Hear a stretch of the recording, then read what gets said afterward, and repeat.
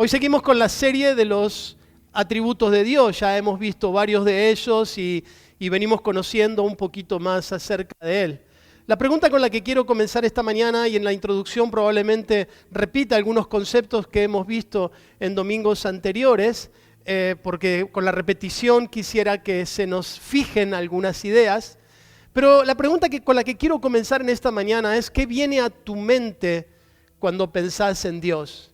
¿Cuál es la imagen, no la imagen física, sino en qué pensás cuando pensás en Dios? ¿De qué manera, si tuvieses que simplificar la idea de Dios en tu mente, de qué manera la simplificarías?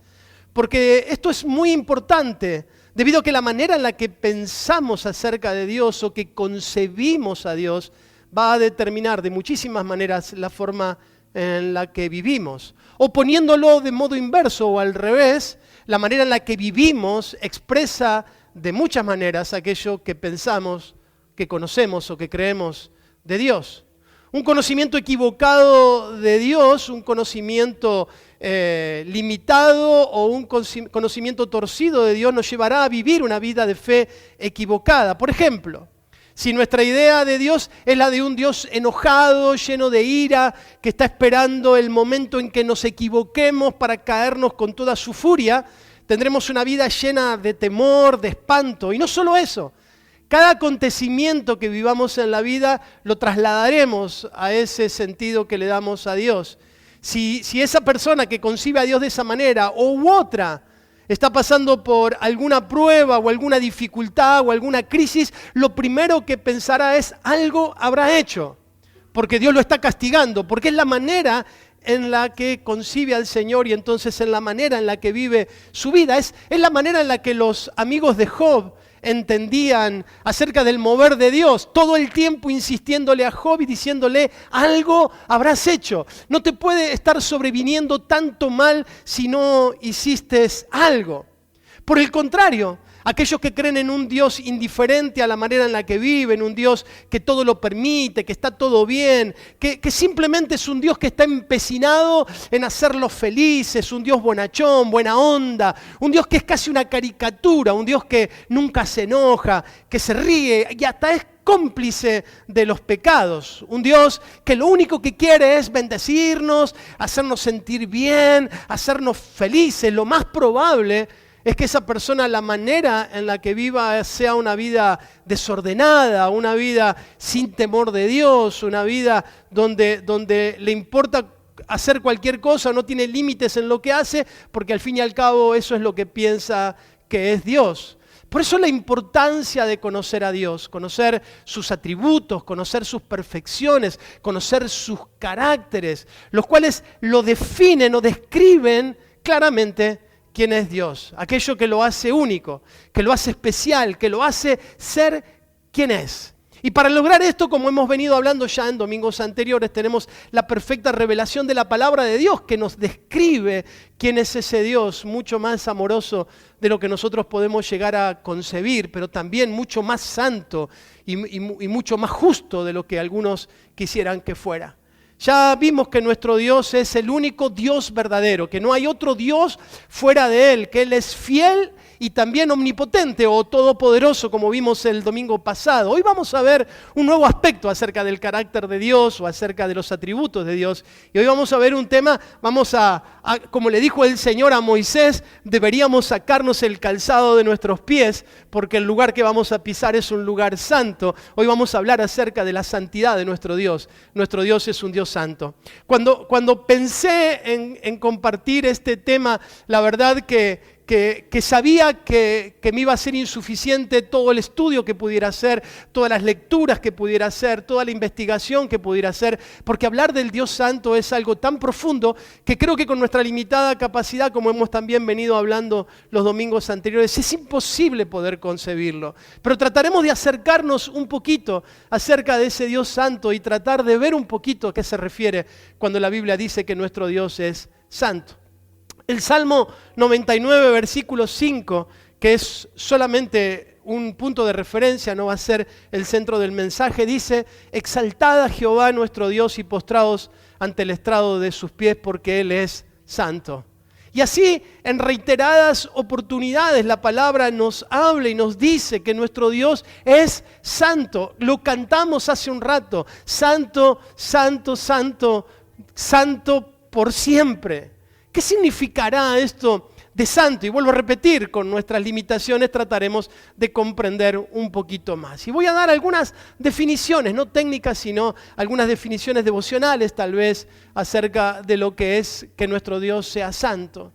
En primer lugar, la santidad de Dios, o que Dios sea santo, nos habla que Dios es único, que no existe nada con qué compararlo, que nuestro Dios es exclusivo, que nuestro Dios no tiene comparación, Él no compite con otros dioses, porque en realidad, como ya hemos visto en mensajes anteriores, no existen otros dioses, existe un solo Dios verdadero, y todo el resto al que lo llaman, o a todo el resto de las cosas a las que la llaman dioses, no existen, son solo inventos humanos. Así que la santidad de Dios, en primer lugar, tiene que ver con que nuestro Dios es único, no hay otro. Oh Israel, dice la palabra de Dios en el principio, tu Dios es uno solo, uno es, único. Único Dios, no hay otros dioses. Dice Isaías capítulo 40, versículo 25. ¿A qué pues me haréis semejante o me compararéis? Dice el santo. No hay nada con lo que podamos compararte, Señor. Deuteronomio 4:35 dice, Él es Dios, ningún otro Dios hay fuera de Él. O Isaías 45:5 dice, yo soy el Señor y nadie más, y no hay Dios fuera de mí.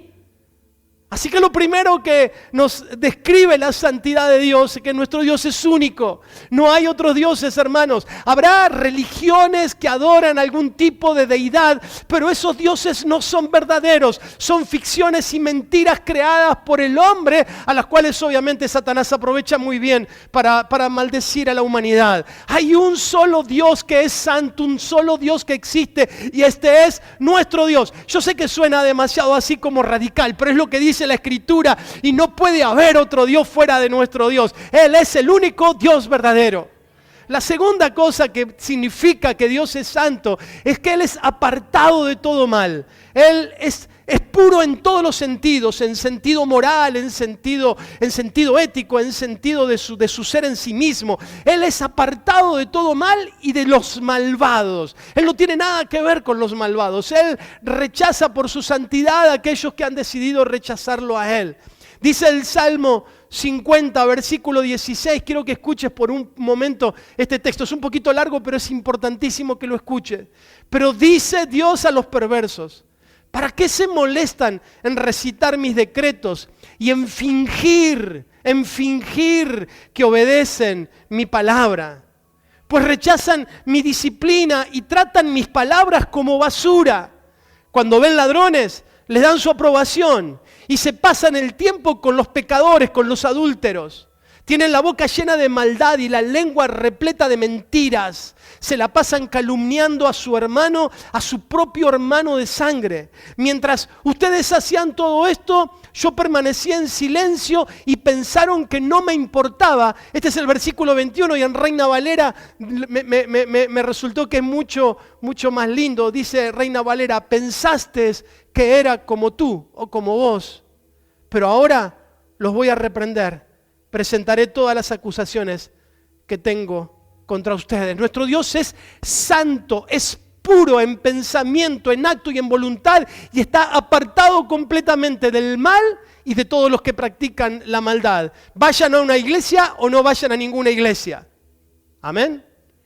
Tercero, nuestro Dios es santo porque está por encima y fuera de todo lo creado. Demandaría un mensaje completo para hablar de la trascendencia de Dios. Él se hace presente en su creación, pero Él no es parte de su creación. Lo vimos en alguno de sus mensajes. Él está fuera de todo lo creado. De hecho, la creación misma habla acerca de quién es el creador de la gloria de Dios. Les he contado en alguna oportunidad conversaciones que he tenido con personas que son panteístas, se les llama, ¿no? Aquellos que le llaman a Dios a todo. La hormiga es Dios, el árbol es Dios, la montaña es Dios. He tenido conversaciones y digo, qué lástima que te pierdas la oportunidad de que mientras admirás la creación no puedas mirar la belleza del Creador. Qué pena me da de que cuando te levantás en la mañana, los que vivimos en este lugar tan increíblemente bello, y miramos las montañas y miramos el lugar donde vivimos, no podamos decir, las montañas cuentan la gloria de Dios. Cuán bello es el Creador. Si las montañas son tan hermosas, cuán bello será aquel que las ha creado. En tercer lugar, todos sus atributos están rodeados de su santidad, es decir, que Dios es santo por naturaleza, pero es radicalmente santo, es decir, su raíz es la santidad. Quiere decir que todas sus otras características o virtudes o perfecciones están rodeadas de su santidad. Él es, por ejemplo, fielmente santo. Él es eternamente santo. Él es omnipotentemente santo. Quiere decir que su fidelidad va a ser santa, su eternidad va a ser santa, su omnipotencia va a ser santa. Estaba pensando en esto y se me vino a la cabeza una película que vi hace algunos años. Tiene muchos años esta película, para que usted sepa que yo también tengo muchos años. ¿Se imaginan que Dios fuera todopoderoso de que no fuera santo? ¿Se lo imagina? Dios que tuviera todo el poder para hacer lo que se le ocurriera, pero no fuera santo. Y me acordé de una película, la película Todopoderoso de Jim Carrey. ¿Se acuerda de esa película? Una comedia de la época en que las comedias se podían ver en familia, ¿no? Uno se sentaba y hoy ya no hay ese tipo de película. Tiene que irse 20 años atrás para encontrar algo que vale la pena. Si ustedes recuerdan la película, el protagonista, Jim Carrey, está enojado o frustrado por la manera en la que le va en la vida y le reclama a Dios la manera en la cual Dios hacía las cosas y se enoja con Dios y todo lo demás. Y entonces el Señor tiene un encuentro con él y le da la oportunidad de que sea Dios por algunos días. Y entonces él comienza a jugar con esto de ser todopoderoso, ¿no? Y tener poderes que no tenía antes. Así que los utiliza en primer lugar para fines egoístas, lo utiliza para sacar provecho, para cobrar venganza de los que lo habían lastimado, inclusive para ciertas travesuras que hace como un actor tan increíble como Jim Carrey, ¿no? Que tiene ese carisma y esa capacidad. Pero la cosa se complica cuando él tiene que comenzar a actuar como Dios. Y en un momento, recuerdo que él está creo que con su novia y comienza su cabeza a escuchar mucho ruido y muchas voces. Y entonces medio como que se vuelve loco. Y va y le pregunta a Dios, Señor, ¿por qué me está pasando? Son las oraciones de las personas. Y ahí está en su cabeza, pero yo no puedo entender lo que me está pasando. Finalmente, después de meter la pata varias veces, se da cuenta de que jamás haría las cosas mejor que Dios. Le devuelve el poder a Dios, le dice, Señor, esta es tu creación, hacete cargo vos, Señor, sacame de esta responsabilidad. Me parece que es una buena ilustración acerca del reconocimiento de que el Dios todopoderoso, el Dios fiel, pero por sobre todas las cosas, el Dios santo, que es el que estamos viendo en esta mañana, nunca jamás nosotros haremos las cosas mejor que lo que Él las hace. Nuestro Dios es perfecto en sus acciones, es santo en sus propósitos. Él todo lo que hace lo hace para nuestra bendición, aunque no comprendamos a veces por qué lo hace. Todo lo que Dios hace es rodeado o cubierto por su santidad, porque nuestro Dios es santo. Y por último, antes de ir al mensaje, esta es la introducción, la aviso. La santidad de Dios es la grandeza o lo que expresa su hermosura. Miren lo que dice Primera de Crónicas 16:29. Postraos delante de Jehová en la hermosura de la santidad. O el Salmo 29:2 dice, dad a Jehová la gloria debida a su nombre. Adorad a Jehová en la hermosura de su santidad. Hoy vine con mi Biblia de papel. Quiero reivindicar el valor de la Biblia de papel no quiero ser un anticuado, pero creo que necesitamos volver a la Biblia de papel. Porque las lecturas en dispositivos están llenas de distracciones. ¿Sí o no? ¿Sí? Notificaciones, mensajes, algo que no sé si les ha pasado a usted alguna vez, confieso mi pecado, a mí me ha pasado, de estar leyendo y me acordé de algo que tenía que buscar. ¿Y qué hice? Interrumpí la lectura para ponerme a buscar lo que necesitaba buscar, en Mercado Libre o lo que fuera, y después cuando volví a la lectura me dije a mí mismo, ¿viste lo que hiciste, Marcelo? Así que creo que desde aquel momento yo leo mi Biblia, volví a leerla en papel porque creo que es sumamente provechoso. Así que vuelva a su Biblia, desempolve su Biblia de papel. Sáquele el polvo y vuelva a traerla a la casa de Dios. Y si no tiene Biblia, hable conmigo después cuando termine la reunión y veremos cómo hacemos para que usted también tenga una linda y hermosa Biblia de papel. Dice Isaías capítulo 6, el encuentro con la santidad de Dios tal vez más impresionante o uno de los más impresionantes que encontramos en las Escrituras. Dice Isaías 6, en el año que murió el rey Usías, yo vi al Señor sentado sobre un trono alto y sublime. El borde de su manto cubría el templo. 2 serafines permanecían por encima de él y cada uno de ellos tenía 6 alas. Con 2 se cubrían el rostro, con 2 se cubrían los pies y con 2 volaban. Uno de ellos clamaba al otro y le decía, Santo, santo, santo es el Señor de los ejércitos, toda la tierra está llena de su gloria. La voz del que clamaba hizo que el umbral de la puerta se estremeciera y el templo se llenó de humo. Entonces dije yo, dice Isaías, ¡ay de mí!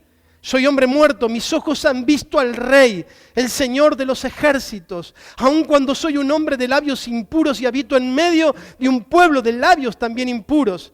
Entonces uno de los serafines voló hacia mí. En su mano llevaba un carbón encendido que había tomado del altar con unas tenazas. Con ese carbón tocó mi boca y dijo, con este carbón he tocado tus labios para remover tu culpa y perdonar tu pecado. Después oí la voz del Señor que decía, ¿a quién enviaré y quién irá por nosotros? Y yo respondí, dice Isaías, he aquí, estoy yo, envíame a mí. Un hermoso pasaje. Necesito ponerlo en contexto. Dice el capítulo 6, en el versículo 1, que el día o el momento en el cual Isaías tuvo esta visión fue el año en el cual murió el rey Usías. Y esto no es solamente un dato cronológico para que busquemos o para que ubiquemos en qué año ocurrió este acontecimiento, sino que la muerte de Usías fue muy importante. La muerte de este rey, la muerte de este hombre fue muy importante para el reino. Usías fue rey de Israel durante muchos años. Fue rey desde los 16 años y tuvo más de 40 años en el trono de Israel. Bajo el reinado de Usías, que fue un hombre que buscó al Señor, un hombre que hizo lo recto ante los ojos del Señor, un hombre que trató de agradar a Dios, el pueblo prosperó. Comenzaron a tener ciudades que habían perdido, a reconquistarlas, comenzaron a llegar riquezas. El reino comenzó a hacerse fuerte. Dice que el reino de Israel se hizo poderoso bajo la mano de Usías. Pero un día Usías cometió un error y cayó en pecado. Y este pecado lo llevó no solamente a su ruina personal, sino a la ruina de toda una nación. Así que el texto lo tenemos envuelto en esta realidad. Un profeta que había caminado al lado del rey, que lo había visto prosperar y que ahora ve el fracaso de su amigo, y junto con el fracaso de su amigo, junto con el fracaso de aquel que había reinado, el fracaso moral de toda una nación. Si usted mira los capítulos anteriores del 1 al 5 de Isaías, se va a encontrar con un profeta que está llamando al pueblo al arrepentimiento. Vuelvan su corazón a Dios, vuelvan su corazón a Dios. Pero en este capítulo 6 y en el final de la historia anterior podemos encontrar a un profeta cansado, un profeta que está agotado, un hombre que está pensando en abandonar la carrera, un hombre que está deseando olvidarse de su llamado, está cansado. Su amigo el rey ha muerto. El reino está degradándose y abandonando su fe en el Señor. Me imagino que en la mente del profeta habría muchas preguntas. Señor, ¿qué pasó? ¿Por qué está ocurriendo esto? Señor, ¿será mi culpa que todo esto está aconteciendo? ¿En qué he fallado, Señor? Señor, ¿vale la pena seguir adelante? En ese año, el año que muere Usías, que ciertamente tiene una muerte muy triste. Él era un rey, como dije anteriormente, próspero, un Dios al cual Dios había bendecido, al cual Dios había prosperado. Y un día en su locura o en su corazón lleno de orgullo se quiso meter en el templo a rendir sacrificio cuando eso no le correspondía. Era pura y exclusivamente tarea de los sacerdotes, sino del rey. El rey tenía su lugar, los sacerdotes el suyo, y todos estaban bien. Pero cuando el rey quiso ocupar el lugar que no le quería, no debía, dice el texto del versículo 16 de 2 de Crónica 26, su corazón se llenó de orgullo, o su corazón se enalteció, e hizo lo que no le estaba permitido. Un momento de locura, un rato de tontería, un rato donde le permitió que el orgullo ganara su voluntad, perdió todo lo que había logrado. Ahora es increíble que la santidad que lo bendijo, la santidad que lo llevó en alto, que lo puso en alto, la gloria de Dios que le dio el lugar que le dio es la misma que en su pecado lo termina juzgando. Porque dice que cuando entró al templo a querer hacer aquello que no le correspondía, dice que su cuerpo comenzó a llenarse de lepra y rápidamente los sacerdotes lo sacaron de ese lugar antes que muriera. Murió apartado del pueblo, perdido, ya no en el palacio, lejos del Señor. Así muere el rey Uzías, y en este contexto es donde está profetizando el profeta Isaías. Un pueblo y un profeta desconcertado, confundido por un pueblo que está en el pecado. El rey, la única esperanza que podía haber sacado a esa nación a luz, ya no está, había muerto. ¿Y ahora qué hacemos? En este contexto, parado seguramente, dicen los comentaristas, en las afueras del templo de Jerusalén, probablemente llorando y lamentándose y orando y con miles de preguntas en su cabeza, dice que el Señor le muestra una visión. Algunos creen que la visión es literal en el templo físico, otros dicen que fue trasladado al templo celestial. La verdad que no es demasiado importante lo que ocurrió. Lo cierto es que él tiene una visión en el año más difícil de su vida. Él dice, el año que murió el rey Uzías, yo vi al Señor. Yo vi al Señor. Dios es tan fiel y maravilloso, hermano. En los momentos más oscuros de nuestra vida, Él no nos abandona, Él está siempre ahí, se acerca a nosotros. Si pudiéramos entender esto y en vez de quejarnos y de lamentarnos y de llorar y de tener esas reacciones naturales que todos tenemos, si en los momentos difíciles buscáramos al Señor, buscáramos sus rostros, si buscáramos su presencia en vez de llenarnos de temores, de llenarnos de quejas, de murmurar, qué diferente que sería nuestra reacción. Isaías vio que aunque los reyes de la tierra fallaban y los reyes de la tierra eran imperfectos, se equivocaban y aún la esperanza en los hombres se desvanecía, el Dios de los cielos sigue sentado en su trono inconmovible porque Él es un Dios santo y fiel por los siglos de los siglos. Si pudiéramos ver al Señor en nuestros momentos más oscuros, en los momentos de nuestras mayores pruebas, pudiéramos hacer lo que hizo Isaías. Isaías se fue al templo, no sé si le fue a reclamar al Señor, no sé si le fue a decir Señor, porque lo que sí sé es que le estaba pasando uno de los momentos más difíciles de su vida. Y en ese momento el Señor se le aparece para revelarse a su vida. Dos aspectos que resaltan la historia o resaltan en esta historia y que van directo al corazón de Isaías y que van directo a nuestro corazón para levantarnos en medio de cualquier dificultad. En primer lugar, Isaías ve la soberanía inconmovible y permanente de Dios. Dice, yo vi al Señor sentado sobre un trono alto y sublime, y sus faldas llenaban el templo. La creencia principal o distintiva de nuestro tiempo es que no hay tal cosa como Dios, o no hay tal cosa como trono, o como autoridad, o no hay tal cosa como un poder al cual debamos responder por nuestra vida. No hay juez, no hay rey. Si hay un trono, en todo caso ese trono lo tienen que ocupar los hombres, no alguien, no una deidad.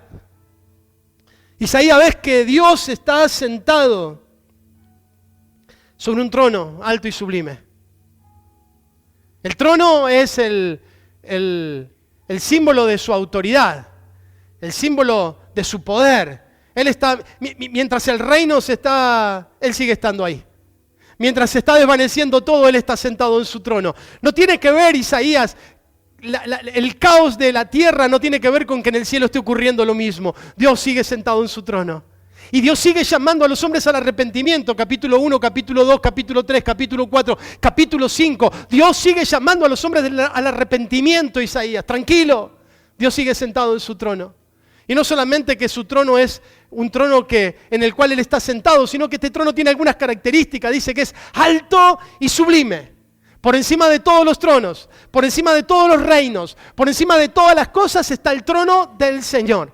Alto y sublime. Y lo tercero que ve Isaías en esta manera de ver la magnífica autoridad del Señor tiene que ver con sus faldas. Dicen los comentaristas que las faldas tenían que ver con el esplendor del rey. Cuanto más grande era su falda, más grande era su autoridad o su poder.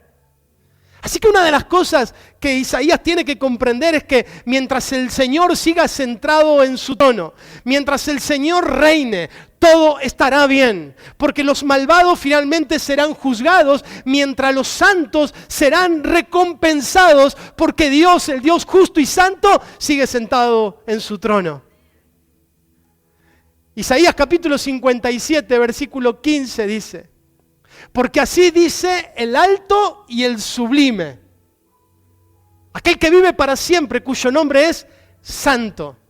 Yo habito en la altura, o en lo alto, y en la santidad, o en lo santo.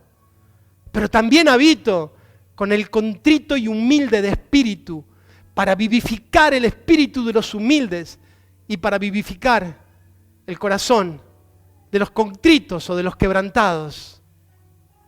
El trono de Dios no es un trono que Él ostenta con autoritarismo y para ser como los reyes de la tierra, aprovechándose de su lugar. El trono de Dios es un trono alto y sublime para inclinarse al humilde en espíritu y para vivificar el espíritu de los humildes. Él es soberano y reina de acuerdo a su perfecta voluntad. Él no tiene que pedir permiso ni dar explicaciones, no necesita un congreso, ni un gabinete, ni jueces, ni nada. Él está ajeno a la corrupción de la izquierda, a la corrupción de la derecha, a la corrupción del centro. Él es santo y reina con total autoridad por los siglos de los siglos en santidad perfecta. Yo no sé en qué trono está puesta tu confianza, pero mi trono está puesto en el rey de los... mi confianza está puesta en el trono del rey de los siglos. Los tronos de la tierra fallarán, indefectiblemente fallarán, pero el Dios de la eternidad nunca fallará y siempre será fiel a su palabra. Isaías ve además de esto la inigualable santidad de Dios. Dice que alrededor del trono de Dios había serafines que lo adoraban. 6 alas tenían esto, con 2 cubrían su rostro, con 2 cubrían sus pies y con 2 volaban alrededor. No voy a hablar mucho acerca de estos seres celestiales. Solamente voy a decir que su palabra o su nombre significa los que están encendidos, los que están en llamas, los que están prendidos fuego. Aún estos seres celestiales, aún estos seres maravillosos, ni siquiera ellos se atrevían a mirar la gloria de Dios de forma plena porque se sentían indignos de mirar al rostro del Señor. Pero algo hacían. Ellos habían comprobado en su propia vida la santidad de Dios y dice que se alentaban unos a otros diciéndose: Santo, Santo, Santo Jehová de los ejércitos, toda la tierra está llena de su gloria. En Apocalipsis capítulo 4, versículo 8, en una nueva visión, en este caso es Juan el que la tiene, el apóstol Juan, hay una visión muy parecida. Hay unas descripciones particulares, pero es muy parecida. Dice, y los 4 seres vivientes tenían cada uno 6 alas, y alrededor y por dentro estaban llenos de ojos, y no cesaban día y noche de decir: Santo, Santo es el Señor Dios Todopoderoso, el que era, el que es y el que ha de venir. Santo, Santo, Santo. 3 veces santo. Bueno, en el idioma original en el cual fue escrito es un énfasis que le da relevancia suprema a la expresión. Es decir, repetir 3 veces que alguien es algo significa que es la máxima expresión de esa virtud. Quiere decir que Dios es santo, santo, santo porque es el más santo de todo. No hay nadie que pueda ser más santo que Él. Pero además de eso, habla de la Trinidad. Los 3 son igualmente santo, Padre, Hijo y Espíritu Santo. Los querubines se dicen unos a otros. Eso es lo que dice el texto. Uno de ellos clamaba al otro y le decía: Santo, Santo, Santo es el Señor de los ejércitos. Los querubines se alientan unos a otros. Santo, Santo, Santo nuestro Dios. Repiten una y otra vez esta frase, santo, santo, santo. Se dicen unos a otros, nunca nos olvidemos que nuestro Dios es santo. Así debería ser entre nosotros. Deberíamos alentarnos a la santidad. Deberíamos acompañarnos en el conocimiento de Dios, en la adoración a nuestro Dios y decirnos unos a otros, no nos olvidemos jamás que nuestro Dios es santo, que nuestro Dios es santo y que jamás va a tener relación con el pecado. Toda la tierra está lleno de su gloria. Y cuando dice esta expresión hay como una referencia directa al Salmo 19. Toda la tierra está llena de su gloria. Versículo 4 del Salmo 19 dice, por toda la tierra salió su voz y hasta el extremo del mundo sus palabras. Dice que mientras le adoraban, la voz de los que clamaban fue tan fuerte, tan tremenda, que dice que mientras cantaron se sacudieron los dinteles de la puerta. Ahora me hago una pregunta, mi hermano. ¿No deberíamos cantar nosotros con la misma pasión? Dieguito, cuando abrió la reunión, nos invitó a cantar con pasión, con entusiasmo. ¿No deberíamos cantarle al Señor con la misma canción que le cantan estos ángeles o estos seres celestiales?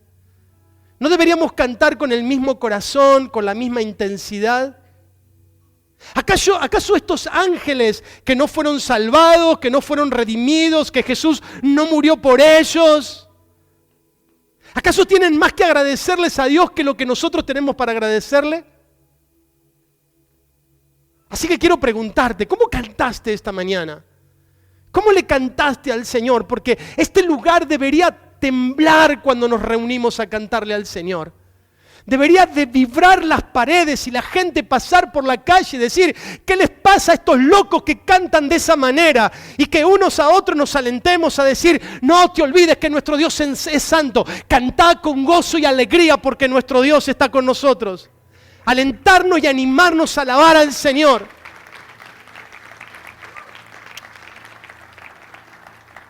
Hace unas poquitas semanas yo lo anuncié desde aquí, desde el púlpito.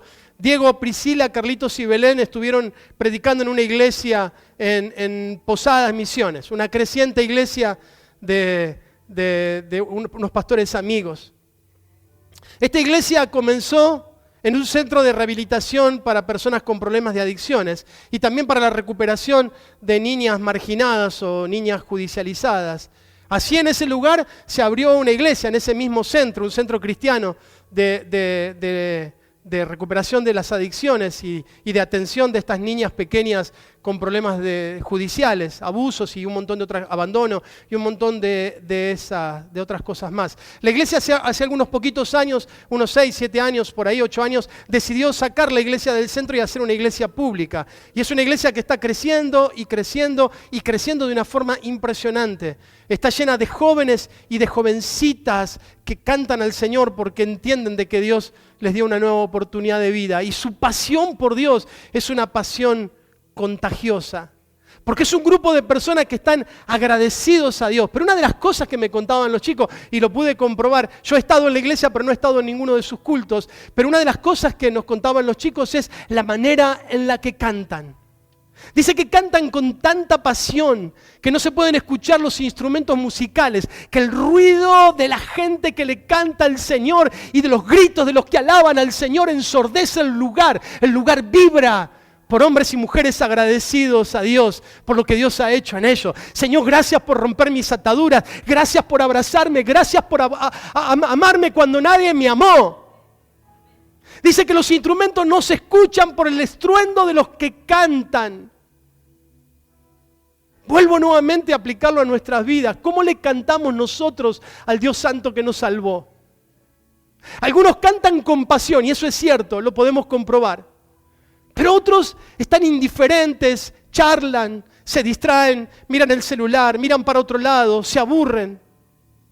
No le encuentran sentido a cantar. Pero los que cantan con pasión y que pueden hacer como estos ángeles, que las paredes vibren y que las puertas se sacudan, son aquellos que recuerdan que Dios los salvó, que el Dios Santo un día se hizo hombre para darles vida eterna, que sus vidas no tenían esperanza sin Dios y Dios los abrazó y lo amó en su miseria, como lo hizo con cada uno de nosotros, y por eso le cantamos al Señor con toda entrega y pasión, porque Él se merece toda la gloria. Él es el único que se merece toda la gloria. Yo te invito y te desafío, mi hermano.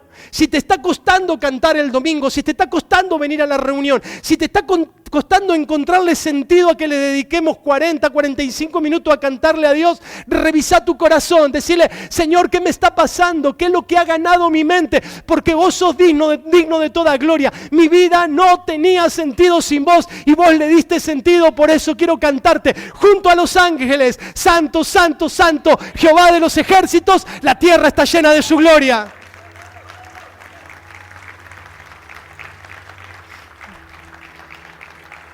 Gloria al Señor. Ahora, para Isaías no fue una experiencia mística que él tuvo y salió de ese lugar y le comenzó a comentar a los otros: no sabes lo que me pasó, acabo de ver al Señor, es una locura lo que acabo de ver. No, él dice que se quedó en la presencia del Señor un ratito más. Porque el profeta, al observar la gloria de Dios, lo primero que hizo es verse a sí mismo y decir: estoy muerto.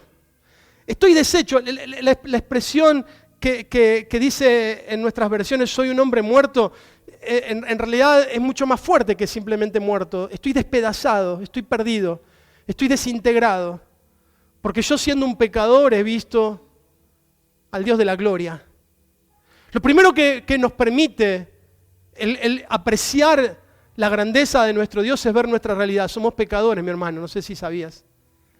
Somos pecadores, sin Dios estamos perdidos. Y si somos salvados es solamente por su gracia y por su misericordia, no por nuestros méritos. La grandeza y la belleza de Dios no solamente nos muestra quién es Él, sino también que nos muestra quiénes somos nosotros. Pero lo que hace el profeta Isaías es reconocerse quién es. Él dice: estoy perdido, estoy muerto, estoy deshecho, he visto al Señor. He visto al Señor y estoy perdido. ¿Cuánto nos falta, mi hermano, a nuestra fe, a nuestra manera de hacer iglesia, a nuestra manera de vivir el cristianismo? ¿Cuánto nos está faltando la confesión? Cuando nosotros queremos hablar con alguien, a veces inclusive diciéndole: mira, estás en esta falta, hiciste esto, y la persona, en vez de aprovechar la oportunidad para confesar y decir: sí, la verdad que me equivoqué, muchas veces nos encontramos con personas que se enojan, con personas que se retiran inclusive de la iglesia por causa de no reconocer su falta. A Isaías nadie tuvo que decirle que era pecador. Isaías, al ver la gloria de Dios, dijo: wow, estoy perdido, yo sí sé que soy un pecador. No solamente yo, dice Isaías, sino el pueblo en el que estoy viviendo también es pecador. Mire, cuando voy a decir algo que espero que nadie lo tome como herejía, escúchelo en el contexto. Antes de conocer al Señor era católico romano, como muchos de ustedes, y en mi casa había catolicismo romano por todos lados. Era una casa muy católica, con velas, con santos, con imágenes, con todo lo que la religiosidad católica nos enseñaba. Pero cuando yo me sentía mal, siendo un incrédulo, un pecador empedernido, yo sabía que podía ir un ratito antes de la misa, ir y sentarme con el cura, y arrodillarme en un confesionario, y sin que nadie me lo pidiera, ir frente a ese cura y decirle: me siento mal porque hice las cosas mal. Y confesarle a ese cura mis pecados sin temor. Nadie me tenía que ir a buscar a mi casa. Y es la práctica normal de cualquier católico. Lamentablemente, después la resolución del conflicto, en vez de llevarlo a los pies de Cristo, se lleva a una penitencia, lo cual desvía el mensaje bíblico, porque la única manera del perdón, de que nuestros pecados sean perdonados, es a través del arrepentimiento y no a través de una disciplina. o a través de un castigo. Dios en Jesús ya recibió todo el castigo por nuestros pecados. Pero quiero rescatar este principio. Los hombres y mujeres que nadie tiene que ir a decirles nada, sino que son capaces de acercarse a un lugar donde hay alguien que les escucha y que les dice los pecados que han cometido y aquellas cosas de las cuales se sienten absolutamente avergonzados. Yo creo que es una práctica que deberíamos de recuperar porque la cambiamos por, no, mis pecados yo se los confieso solamente a Dios, no necesito intermediario. Y está bien, no estoy diciendo que está mal, aunque la Biblia dice confesaos los pecados los unos a los otros, pero no importa, está bien. Mi pregunta es, ¿le estás confesando tus pecados a Dios? ¿Le estás confesando tus faltas al Señor? ¿Estás como Isaías viéndote en la presencia de Dios y diciendo, soy un hombre, una mujer pecadora que necesita todos los días el perdón de Dios? ¿O pensamos que ya entramos en un tren de salvación, que podemos hacer lo que querramos con nuestra vida si no hay más nada de qué arrepentirse? Todos los días necesitamos arrepentirnos y confesar nuestros pecados así como lo hizo este hombre de Dios que le entregó su vida al Señor para su servicio. No quiero ir mucho más allá de esto. Un encuentro con la santidad de Dios al profeta Isaías le permitió recibir por gracia el perdón de Dios, porque dice que uno de los serafines voló y trajo un carbón encendido y tocó su boca y le dijo, con este carbón he tocado tus labios para remover tu culpa y perdonar tu pecado. No quiero entrar mucho acerca de esto, pero la santidad de Dios le permite a Isaías, por su confesión, ser libre de la culpa y sus pecados siendo perdonados. Quiero volver a decirte esto porque no sé por qué el Señor me llevó hasta acá. Porque fue algo muy reciente esto, ¿no? De hacer este énfasis. Yo te invito, mi hermano, que no escondas tu pecado. Yo te invito a que te acerques con corazón sincero delante de Dios porque a todo el mundo podés engañar, inclusive podés engañar a tu familia, a tus amigos, a quien fuera. Pero al Señor Santo no lo podemos engañar. Si estamos en pecado, ¿a quién queremos ocultarle si Él ya lo sabe todo? Que por lo menos nos acerquemos al Señor y le digamos, Señor, así como Isaías dijo, soy un hombre pecador que habita en medio de un pueblo lleno de pecados, Señor. Así estoy yo. Soy un hombre, una mujer pecadora que necesita tu perdón. El profeta en la presencia de Dios escucha la voz de Dios. El profeta escucha el llamado de Dios y el profeta responde al llamado de Dios. El sentido de la vida de Isaías comenzó no cuando estaba Usías, sino que comenzó cuando tuvo este encuentro con el Señor. ¿Dónde podía el profeta renovar sus fuerzas? ¿Dónde podía aclarar su futuro? ¿Dónde podía él encontrarle sentido a los años por venir? Solo y solo en la presencia de Dios. Un encuentro con Dios nos recuerda nuestro destino, nos recuerda nuestra dirección, nos recuerda quiénes somos, nos recuerda lo que Dios quiere hacer con nuestra vida. Si no conocemos al Dios absolutamente santo, jamás la vida cristiana tendrá sentido para nosotros. Será solo una religión y algo que practicamos, pero no tendrá demasiado sentido. Porque el Dios santo quiere compartir su santidad con nosotros. Son de esos que se los conoce en teología como los atributos comunicables. Aquello que Dios quiere compartir con los suyos, aquello que quiere que los suyos también sean. Primera de Pedro capítulo 1, versículo 16 dice, como aquel que nos llamó es santo, sed también vosotros santos en toda vuestra manera de vivir, porque escrito está, sed santos porque yo soy santo. Dios comparte su santidad con los suyos. Él llama a sus hijos a ser como Él es, al esforzarse a vivir en santidad. Ser santo, apartado para Dios, es tener en cuenta a Dios en todos los aspectos de la vida, porque el Dios santo no tiene nada que ver con la maldad, con el pecado y la inmundicia. La santidad no es algo externo, no es algo que hago, es algo que soy, algo que surge del corazón, algo que surge del corazón transformado. Esa es la verdadera santidad. La que dijo el salmista en el Salmo 24, ¿quién subirá al monte de Jehová? ¿Y quién estará en su lugar santo? El limpio de manos y puro de corazón. Puro de corazón. ¿Nos equivocamos? Claro que sí. Claro que sí, pero la pureza del corazón permite que nosotros podamos seguir creciendo en nuestro proceso de santificación. Termino.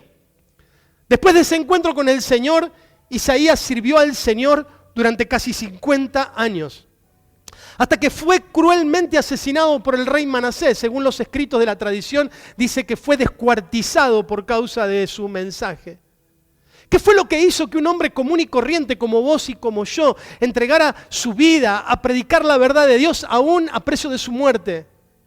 ¿Qué fue lo que lo llevó a pagar el precio de la crítica, de la difamación, de la mentira, de la murmuración? ¿Qué fue lo que cambió su sentido cuando no quería seguir viviendo más o cuando no le encontraba sentido a la vida? 50 años sirviendo al Señor. ¿Qué fue lo que hizo que cambiara tanto su vida? Simple. Un encuentro con la santidad de Dios fue lo que hizo la diferencia. Lo que cambia la vida tuya y la vida mía, o tu vida y mi vida, no es un conocimiento sobre Dios o un conocimiento sobre la Biblia. Lo que cambia la vida, nuestra vida, es un encuentro con la gloria, con la santidad de Dios. Cuando esa pizca de Dios que podemos llegar a conocer en nuestra humanidad es comparada con cualquier otra cosa que nos pueda presentar este mundo, siempre elegiremos a Dios porque nada se compara con Él. Nada se compara con Él. Pero necesitamos conocerle. Si es solamente un conocimiento teórico, un conocimiento de palabras, un conocimiento de lo que el resto me cuenta, será muy difícil. Pero si tenemos un encuentro con el Dios de la gloria, yo te aseguro que tu vida nunca volverá a ser la misma como nunca más lo volvió a ser la vida del profeta Isaías. Nunca podremos adorar a Dios plenamente si no conocemos su santidad y recordamos su favor sobre nosotros. La adoración comienza con la contemplación interna del Dios Santo. Adoramos a Dios por lo que Él es, y Él es santo. El deseo de vivir en santidad no es un requisito que tengo que cumplir, sino que es la respuesta de alguien que se encontró con Dios, que ama a Dios y que quiere tener una relación fluida con Él. No es cosas por hacer, cosas por no hacer, sino de un corazón transformado por el poder de Dios. Y por último, Dios desea santificar tu casa, tu matrimonio, la relación con tus hijos, tu vida interior, tus decisiones. Dios quiere ser santo en medio tuyo y quiere hacer su trono en medio de tu realidad para que vos día a día puedas decir: Señor, yo sé que mi Redentor vive, yo sé que Él está conmigo y que puedo vivir en santidad gracias a Él.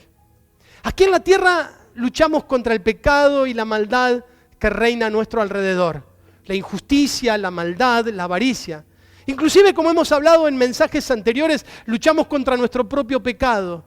Pero es de gran alivio recordar que un día seremos librados de nuestro pecado y del pecado que nos rodea para vivir eternamente junto al Señor, rodeados absolutamente de su santidad, de su justicia, de su paz, y que junto a los seres celestiales cantaremos: Santo, Santo, Santo es el Señor de los ejércitos, llena está la tierra de su gloria. Dos aplicaciones simples. Si no conoces al Dios Santo, hoy podés comenzar en tu peregrinaje de conocerlo. Hoy podés hacer como hizo Isaías: Señor, yo soy un hombre pecador, una mujer pecadora, no te conoce, escuché por ahí, vengo acá a la iglesia, pero la verdad que tengo que reconocer que no te conozco, Señor. Yo quiero conocerte, quiero entregarte mi vida, Señor, en esta mañana, y quiero comenzar en ese peregrinaje de conocerte cada día más. Hoy podés hacerlo, hoy es el día donde podés comenzar a conocer al Señor. Segundo, si tal vez para consagrarte a Dios, tal vez para tener una vida de santidad, tenés que tomar alguna decisión, que hoy pueda ser un día en tu vida súper importante, donde puedas decir: hoy me decido a vivir en santidad, hoy me decido a consagrarme completamente a Dios, hoy me decido a relacionarme con el Dios Santo en santidad. Sé que lucho con muchas cosas, pero sé también que el poder de Dios es suficiente para limpiarme de toda culpa y librarme de toda maldad y de todo pecado. Amén. Ponete de pie y vamos a orar.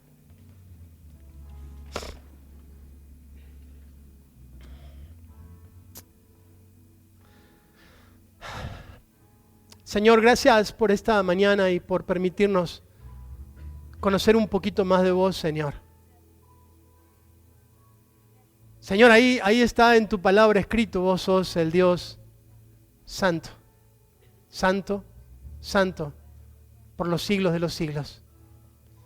El Dios que fue siempre santo, el Dios que será siempre santo. Y en medio de todo ese espacio eterno, Señor, decidiste mirarnos a nosotros, seres temporales, pecadores empedernidos, Señor, para que seamos parte de tu familia. Yo quiero rogarte, Señor, que si hay algo que distingue esta congregación y cada una de nuestras vidas, Señor, sea el esfuerzo de vivir en santidad, la conciencia de agradarte en todas las cosas, la conciencia de ser para vos, de vivir para vos, de estar cerca tuyo. Y que así, Señor, como el profeta Isaías tuvo esa visión impresionante de tu santidad, Señor, así nosotros en nuestra realidad podamos ver tu preciosa santidad. En lo cotidiano, tal vez no necesitemos una experiencia mística tan profunda como la que tuvo el profeta, Señor, pero sí necesitamos conocerte más. Necesitamos conocerte un poquito más, Señor. Señor, que al buscarte cada día, al entrar en nuestra habitación y al buscar tu rostro en tu palabra y en la oración, Señor, podamos encontrarnos con vos, que no sean palabras sueltas que decimos en el aire, que podamos cada día concentrarnos en quién sos, en lo que hiciste. Y que al llegar aquí a tu casa, Señor, podamos unir nuestras voces a las voces de millones de ángeles que te cantan: Santo, Santo, Santo, es Jehová de los ejércitos, llena está la tierra de tu gloria. Si hay alguien en este lugar, Señor, en esta mañana que aún no te conoce, que le gusta lo que escucha, que se siente cómodo en este ambiente, pero que todavía no te conoce, Señor, que en esta mañana pueda tomar la decisión de entregarse a vos, Señor, de decirte: Señor, te necesito, quiero conocerte, aquí está mi vida, me entrego de todo corazón, Señor, que pueda decir estas palabras: aquí estoy, Señor, me entrego de todo corazón a vos en esta mañana porque quiero conocer a ese Dios santo. Y si tal vez hay alguien, Señor, que está reconociendo de que no está viviendo en santidad, de que está viviendo lejos de eso, Señor, que en esta mañana pueda tomar la decisión de santificarse para acercarse con manos limpias y corazón puro al Dios santo, santo, santo.